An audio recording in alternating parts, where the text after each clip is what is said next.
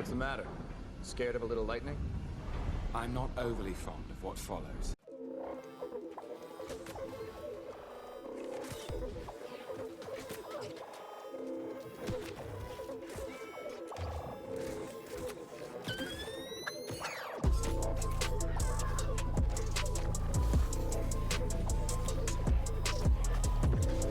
Oh my god.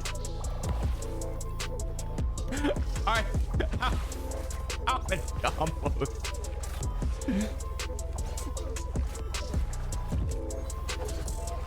Damn, get X, bro.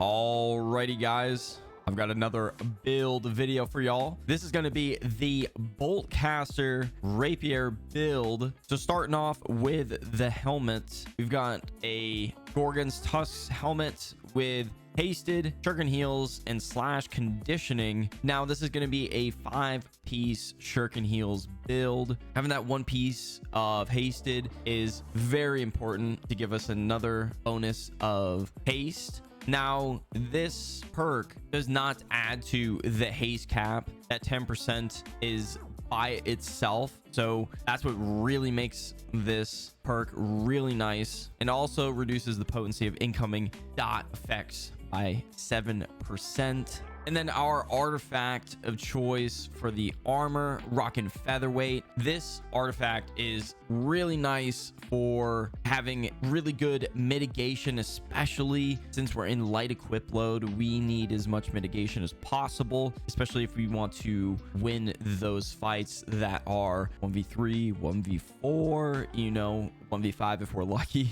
of course. But since we are running featherweight, we are able to have 2 pieces of Frigid Dawn, heavy gloves, and heavy feet. That amazing illegal perk combo with Elia version and enchanted ward. This armor set is honestly became a staple for all my builds, and rightfully so because of that illegal perk combo. With just 2 pieces, you get 2 enchanted ward and 2 Elia version. Then for the legs, I've got light legs with shuriken heals, shuriken energy, and then pen rapid shot. Pen rapid shot on the body is really nice, giving us that 22% armor penetration of all rapid shot attacks. And then shuriken energy really plays into the bow toolkit, since we're going to be dodging a lot to keep that empower going on the bow. We need to have that shuriken energy, so if a hit is avoided by dodging while in a light equip load, gains 16 stamina. It does have a 6-second cooldown, but that really ties in with our shuriken heals that has a 7-second cooldown, so they will work alongside each other.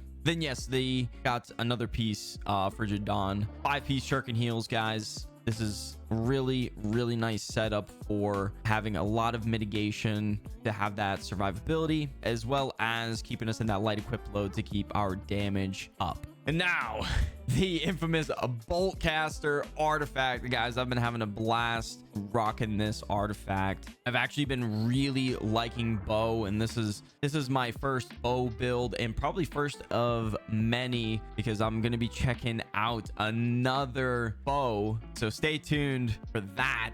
So this artifact, its intrinsic perk, electrify, 99% damage converted to lightning, and lightning damage from basic attacks. Keep in mind that's only basic attacks, not just regular damage, is increased by 20% for both weapons. Bolt basic attacks build up stacks of static charge lasting 3 seconds. Hitting with bow lightning damage at 3 stacks will consume the charges and trigger a bolt of lightning dealing 80% damage. That when that bolt of lightning hits, man, you definitely notice it, and it's very strong and honestly pretty damn cool, not gonna lie. And then this also has shuriken lightning and enchanted. Really nice perk to have on Boltcaster. And then of course I put plagued crits as the additional perk for this item, because with the meta nowadays, you need some form of anti-heal. If not, it's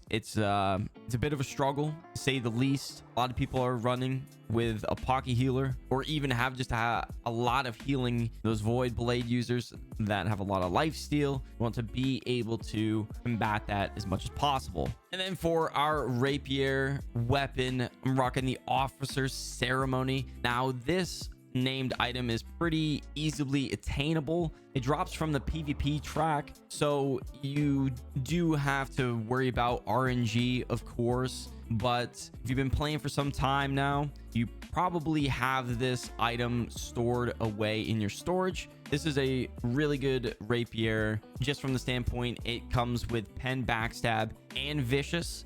I went ahead and put Omni Evade on this weapon to give us that 20% damage for 2 seconds after using Evade. The Adagio upgrade is applied when evading in any direction as well. Then of course I went ahead and put an electrified split gem to give us that 20% damage to our light attacks that we get from Boltcaster. But keep in mind, that's only buffing 50% of the damage from the rapier, because the other 50% is going to be thrust. But we'll also be buffing that from our ring as well. Then of course stone form is really nice for this build to keep us in the fight, or to reset the fight and get your health back up to be able to turn on the enemies. And then for the amulet, I'm rocking the Hoplite amulet. It drops from the Hive of Gorgons raid. I've actually really been liking unimpeded lately. There's just a ton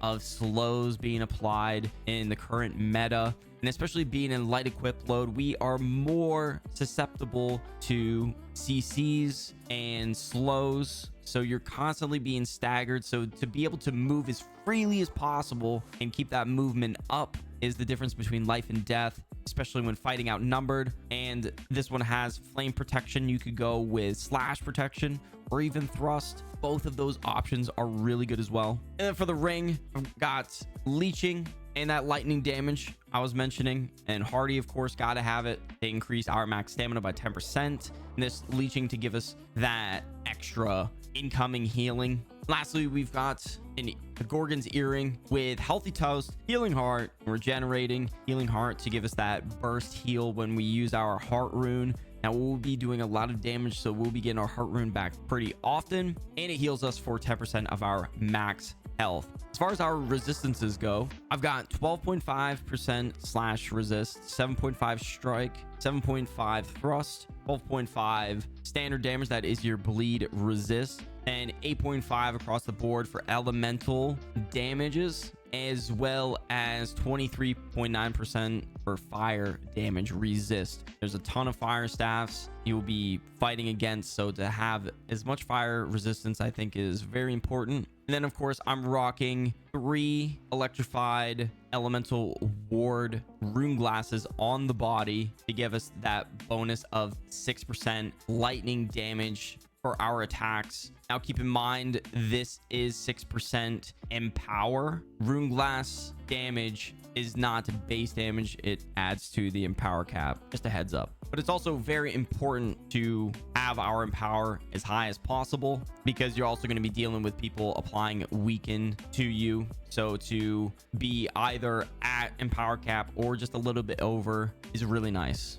As far as our attributes go, we've got 25 in a strength to give us that 5% damage to our light attacks, 350 dex, 100 intelligence to give us that 10% base damage to our light and heavy attacks that deal elemental damage. And then I went ahead and put the rest into con to really get our max health up there to boost our shuriken heals and our healing heart output. Now onto the bow skill tree. Be sure to pause the video or take a screenshot. This is what I'm rocking at the moment. I really like this setup. I know not many people rock this passive, the catch me if you can. If surrounded by 3 or more foes within 3 meters of you, you gain that 20% haste. I really like this because of what we're trying to do with this build is fight those outnumbered fights and to be able to win and come out on top, we need to be able to move as freely and quickly as possible. And a lot of times I was finding myself fighting 3 or more people, and when they would crash, I was finding myself flat-footed. So I went ahead and used this passive, and it definitely made a difference. Also, keep in mind, guys, make sure you have this passive to contain this detonation. If you do not run this passive, you really lose out on a lot of damage on explosive shot. I tried that out, and it was not worth it. It was, that explosive shot was barely doing anything. So unfortunately, yes, if you were to run explosive shot, you need to be running contained detonation passive. Now onto the Rapier skill tree. Be sure to pause the video or take a screenshot. This is what I'm running at the moment. Pretty self-explanatory of what we're trying to do with the evade, riposte, and flesh abilities. Being able to rock this ultimate momentum, deal 30% increase base damage on your next light or heavy attack after performing an ability, ends on hit or after 3 seconds. Now we're going to be able to evade a lot of times when dealing damage with this build. It is very strong, and since we've got that omni evade on the weapon, we get another 20% damage. So you guys already see what we're trying to do. It is so nice. I really like this setup. And then just some advice I could give you guys when running this build. I try to, you know, start out the fight, get some light attacks in, try to play from range. Also, don't be afraid to close the gap and play close to get some almost guaranteed hits while fighting up close. But to keep those light attack chains going to get closer to our lightning strike, that gives that 80% lightning damage after 3 basic attacks. And also rapid shot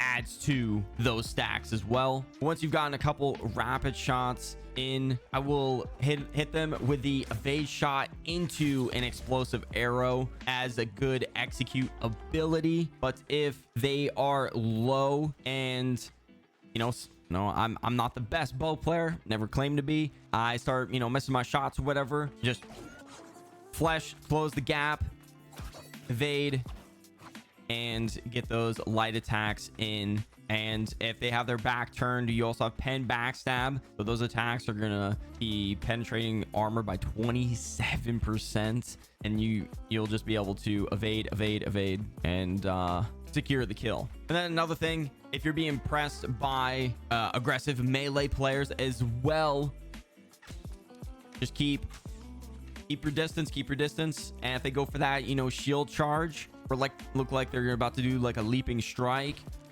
hit them with that evade shot to stagger them into an explode shot. That will do some really good damage. And then of course they're going to try to really close the gap. That's when you switch to the rapier and then just go toe to toe with them. Don't forget to block, especially if there is a lot of light attacks, especially from a hatchet and whatnot. And of course, if they go into that torrent, hit them with that riposte. Hit that riposte and then get those evade chains in there. And I'm telling you, you're going to do a ton of damage. And what's really nice is every time you evade, that is considered a dodge as well. So every 7 seconds with that evade and you dodge an attack with the evade, you will proc your shuriken heals. And then of course, we are getting health back from our leeching too. So that's another way we are able to self-sustain with this build. Thank you guys so much for watching. If you made it this far in the video, I really appreciate it. Guys, we are closing in on 1,000 subs. I can't thank y'all enough. Y'all have been showing tremendous support lately here on YouTube as well on Twitch. I've been streaming almost every day over on Twitch, twitch.tv/emandidit. Download in the description. Over there is where I do a lot of my live theory crafting, build testing, as well as just hanging out and chilling with y'all. Be sure to stop by the stream. Love to have you. As always, guys, I'll catch y'all in the next one.